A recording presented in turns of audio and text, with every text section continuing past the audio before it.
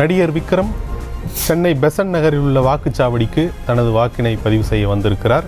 அவரது வாக்காளர் அடையாள அட்டை, பூத் ஸ்லிப் உள்ளிட்டவற்றை பதிவு செய்து அவருக்கு கையில் மை வைக்கப்பட்டு தனது வாக்கினை பதிவு செய்து வருகிறார். காலை 7 மணி முதல் வாக்குப்பதிவு நடைபெற்று வருகிறது.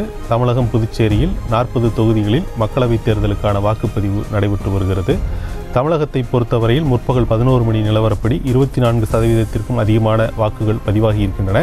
தொடர்ச்சியாக பொதுமக்களும் வாக்காளர்களும் தங்களது வாக்குகளை பதிவு செய்து வருகிறார்கள்.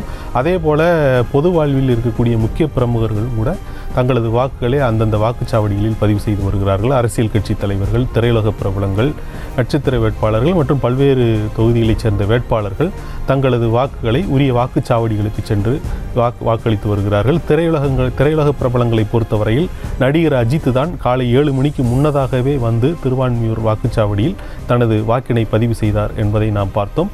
அதைத் தொடர்ந்து பல்வேறு திரையுலக பிரபலங்கள் வாக்களித்திருக்கிறார்கள். நடிகர் ரஜினிகாந்த், நடிகர் கமல்ஹாசன், விஜய் சேதுபதி என்று தொடங்கி பல்வேறு நடிகர்கள் வாக்குப்பதிவு செய்திருக்கிறார்கள். அதேபோல் இயக்குனர் டி ராஜேந்தர் கூட தனது வாக்கினை பதிவு செய்தார்.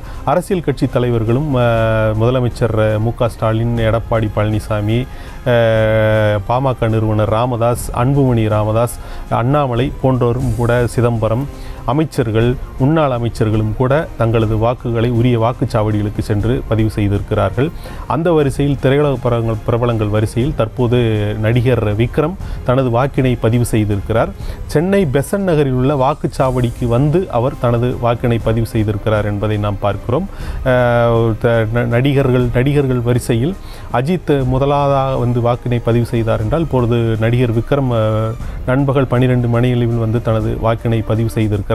இன்னும் பல்வேறு திரையுலக பிரபலங்கள் கூட தங்களது வாக்களை பதிவு செய்திருக்கிறார்கள். இது நடிகர்கள் மட்டுமன்றல்ல, இயக்குனர் ஹரி, இயக்குனர் டி ராஜேந்தர் போன்றவர்கள், அதே போல நடிகைகளும் கூட தங்களது வாக்களை பதிவு செய்திருக்கிறார்கள். முன்னதாக இயக்குனர் சுந்தர்சி தனது வாக்கினை பதிவு செய்திருந்தார். இயக்குனர் ஹரி, அதேபோல் டி ராஜேந்தர். நடிகைகளை பொறுத்தவரையில் திரிசா தனது வாக்கினை பதிவு செய்திருந்தார் என்பதை பார்க்கிறோம். இப்படி திரையுலக பிரபலங்கள் தொடர்ந்து வந்து தங்களது வாக்குகளை உரிய வாக்குச்சாவடிகளில் பதிவு செய்திருக்கிறார்கள். அந்த வரிசையில் நடிகர் விக்ரம் தற்பொழுது தனது வாக்கினை சென்னை பெசன்ட் நகரில் உள்ள வாக்குச்சாவடியில் பதிவு செய்திருக்கிறார். வாக்குப்பதிவு செய்துவிட்டு வந்திருக்கும் அவரிடம் செய்தியாளர்கள் கேள்விகளை எழுப்புவதற்காக முயற்சி செய்து வருகிறார்கள். அவர் சிரித்தபடியே அந்த வாக்கினை பதிவு செய்துவிட்டு சென்று கொண்டிருக்கக்கூடிய அந்த காட்சிகளைத்தான் நாம் பார்த்து வருகிறோம்.